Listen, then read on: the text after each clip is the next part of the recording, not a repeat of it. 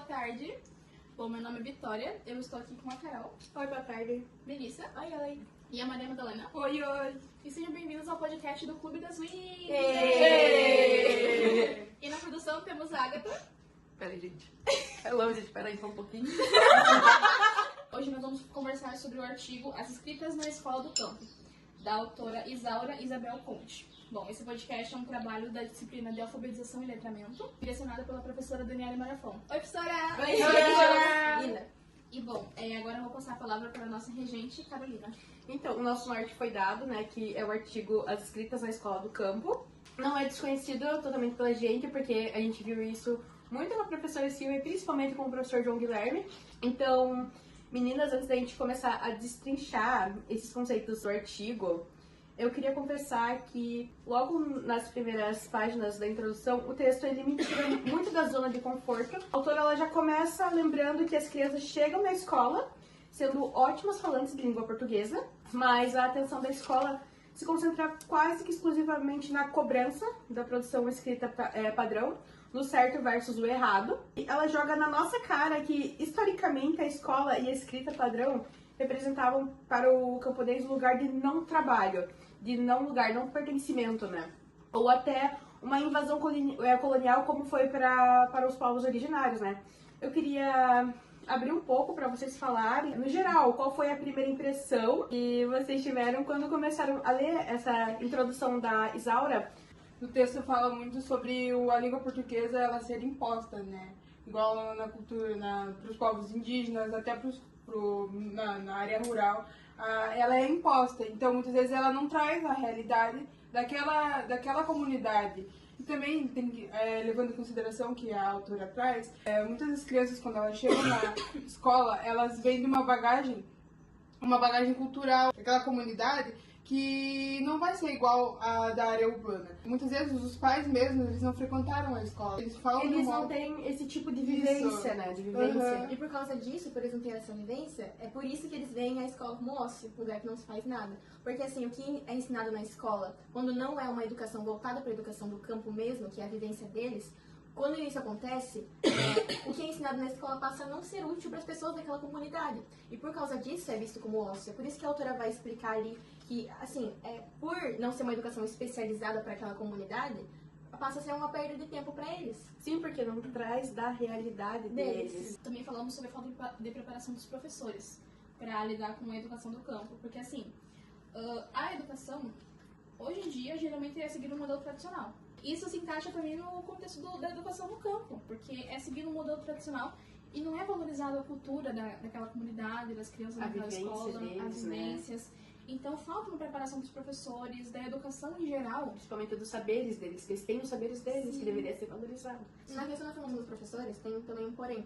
Os professores que vão para a escola do campo não são da escola do campo. Então eles não conseguem ensinar com propriedade, porque eles também não conhecem a comunidade. Então vira só uma escola, que a autora falou, uma escola que está no campo, mas não é do campo. Logo após a introdução do texto, que a autora ela resgata uma discussão clássica. O texto ele traz eu queria a opinião de vocês, né, para isso. O texto ele traz uma revisão dos dados, né, revelando que os professores vivem uma contradição massacrante.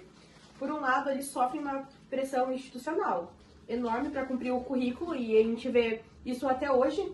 Muitos professores sofrem muito de cumprir currículo e vencer as páginas do livro didático antes que o ano acabe. Por um outro lado, os próprios professores confessam que os alunos só se alfabetizam e escrevem com prazer quando o conteúdo é puxado para a vivência deles, né? Como a matemática das indústrias caseiras locais. Pensam nisso. Como nós, futuras pedagogas, podemos lidar com esse cabo de guerra? Até que ponto essa cobrança ela é engessada, né? O que daria para fazer? O que daria para trazer, resgatar?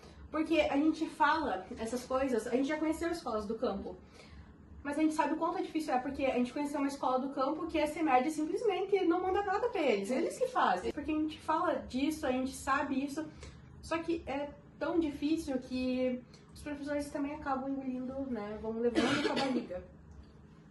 Isso também eu percebi também através do texto que também é uma dificuldade para quem está na área urbana, mas também é uma dificuldade para quem está no campo. Difícil, é ainda mais difícil para ter acesso, porque chega lá e, tipo, é uma coisa que não tem a ver com a realidade deles. Às vezes é umas coisas que eles nem mesmo sabem, não sabem o que é, nunca viram na vida. E chega pra eles e eles têm que impor, têm que aprender isso, torna mais difícil. E eu vou trazer um exemplo que a autora trouxe sobre uma escola que eles utilizaram, ela fez meio que quadrinhos em HQ que contava a história, o cotidiano deles. Eu achei muito legal E eles isso aí. criaram. Nossa, eu achei muito legal. E, tipo, trabalhar com isso com eles, pra eles irem aprendendo.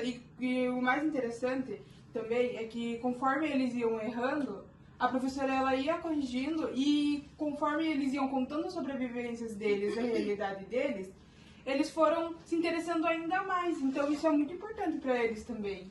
Eu tava pensando em outra parte do artigo que a autora tinha comentado sobre outras maneiras de aprendizagem, outros modos de aprendizagem.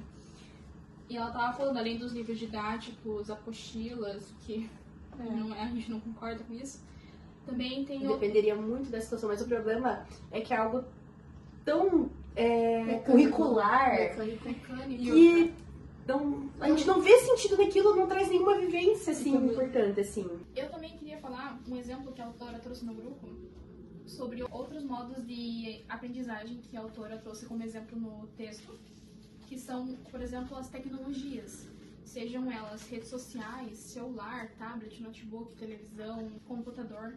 A autora explica que as apostilas já não são mais a única fonte de conhecimento que as crianças podem ter na escola, mas que existe também um exemplo que a professora Mara trouxe na aula, que eu anotei esse conceito que eu não esqueci até hoje, que são os textos multimodais. Misturar diversos tipos de linguagem, que isso envolve também na tecnologia. O que são os textos multimodais? São textos que possuem outro tipo de linguagem, sejam eles vídeos, fotos, vários tipos de registros que são usados nas tecnologias. E eu acho que isso se encaixaria muito bem também na realidade dessas crianças. Porque a tecnologia, gente, tem de tudo, a internet tem de tudo.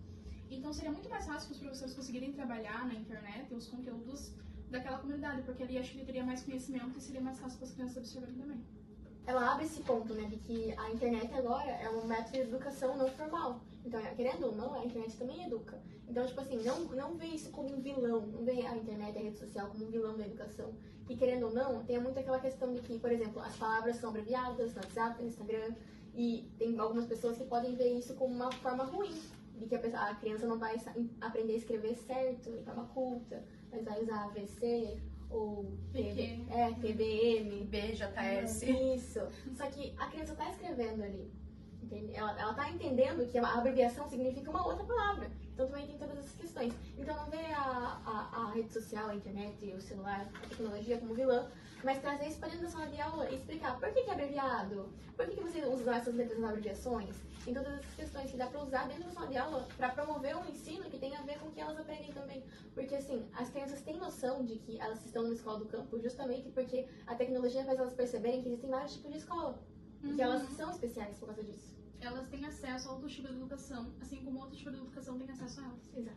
Essa questão do engessamento do sistema fica ainda mais nítido quando a gente entra no segundo grande bloco do artigo, as classes multisseriadas, que a Isaura ela joga na mesa um dado oficial do MEC de 2019, mostrando que o Brasil já tinha mais de 80 mil salas multisseriadas no país, o que é muita coisa, né, no caso, e motivou até a criação do programa para EMA, né, para tentar dar suporte a essa realidade.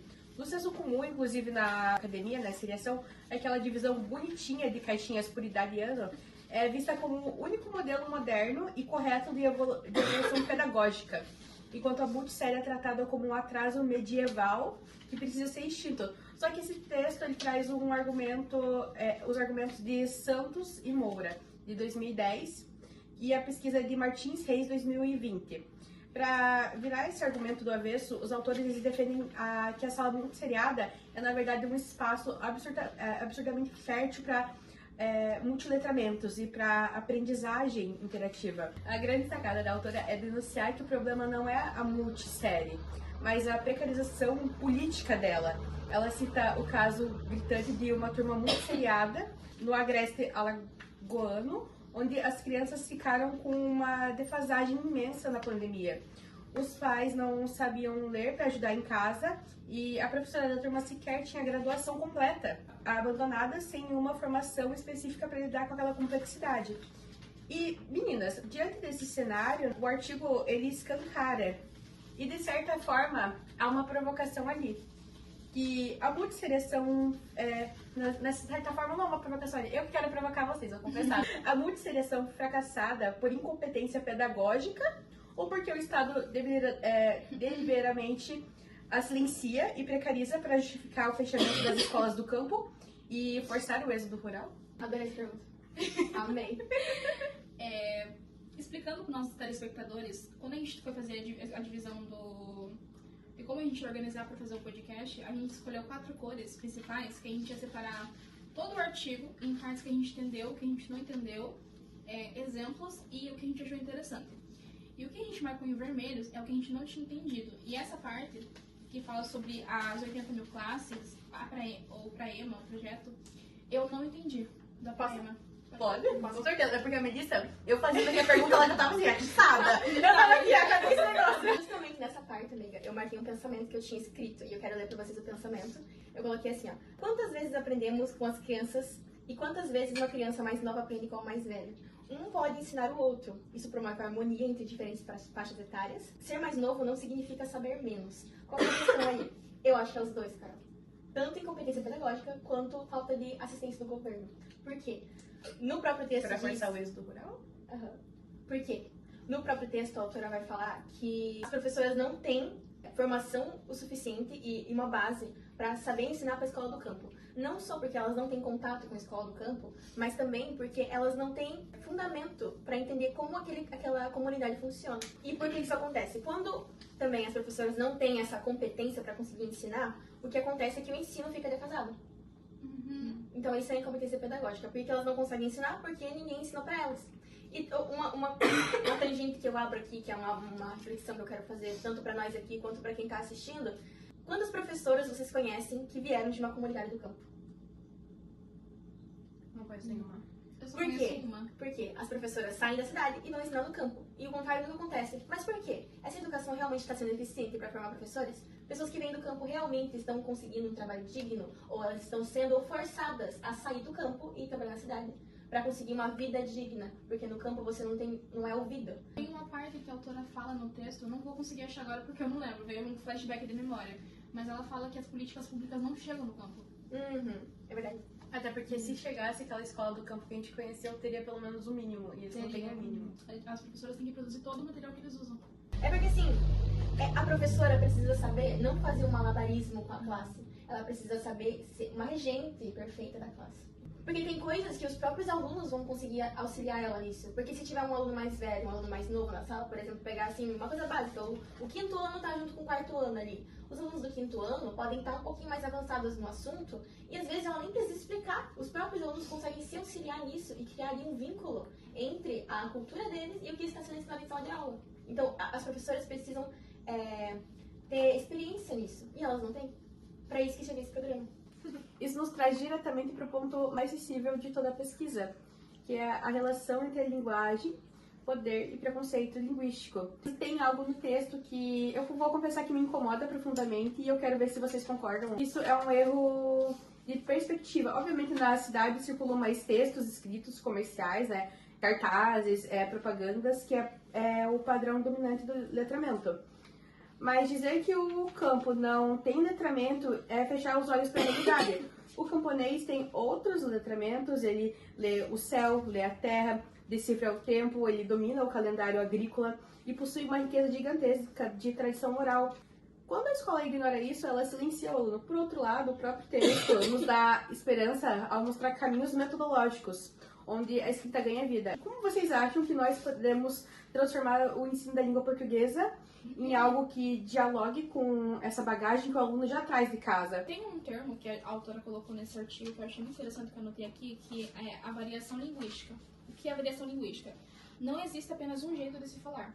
E isso acontece muito na área do campo, porque cada comunidade geralmente tem suas próprias gírias, tem seu jeito de falar. Por mais que a gente fale uma mesma língua, a gente não fala as mesmas coisas, as mesmas palavras, entende? E eu acho que o que falta na nossa formação é justamente essa variedade linguística. A gente ter uma noção da cultura das outras pessoas, o que acontece na comunidade delas, com a cultura delas, o que eles falam. Eu acho que isso se encaixa muito, que a autora colocou no texto. Foi o exemplo que a autora trouxe sobre os HQs que eu estava falando, sobre os métodos utilizados pelas professoras. De não do aluno chegar e entregar um texto e a professora falar é errado isso, mas explicar para ele o porquê que está errado, trazer para ele o porquê que ele tem que aprender, tudo isso. Mais alguma coisa? Não. Infelizmente, o nosso tempo está chegando ao fim. Mas é um debate muito rico, meninas. Eu fiquei muito feliz com isso, né? Tudo faz muito mais sentido, fica evidente a partir das considerações finais da Isaura, que para a educação do campo avançar de verdade no ensino da língua portuguesa, o Brasil precisa enfrentar 3 carências urgentes de frente: a falta de formação específica para o contexto de salas multisseriadas, a necessidade de os professores dominarem a variação linguística para acolher a língua materna dos alunos sem praticar violência pedagógica, e a urgência do processo de autoavaliação e escrita dos próprios professores sobre práticas de ensino. Como a autora bem resume, as escritas da escola do campo precisam caminhar de mãos dadas com o fortalecimento das práticas sociais locais, porque para o camponês escrever e ler não é só um processo cognitivo escolar, é um ato de resistência e de luta pela sobrevivência e permanência na terra.